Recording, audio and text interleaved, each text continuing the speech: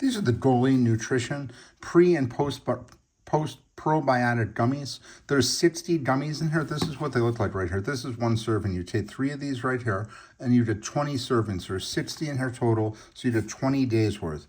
Basically, I've been using Goli products for a while.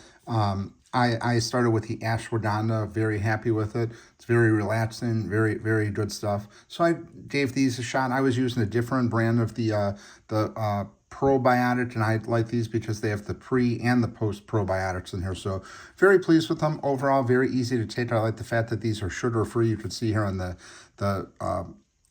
supplement facts there, 15 calories, 6 carbs, and then no added sugar right here. So you can see all the ingredients are listed right here, but I'm a repeat buyer of these. I bought them several times, very pleased with it.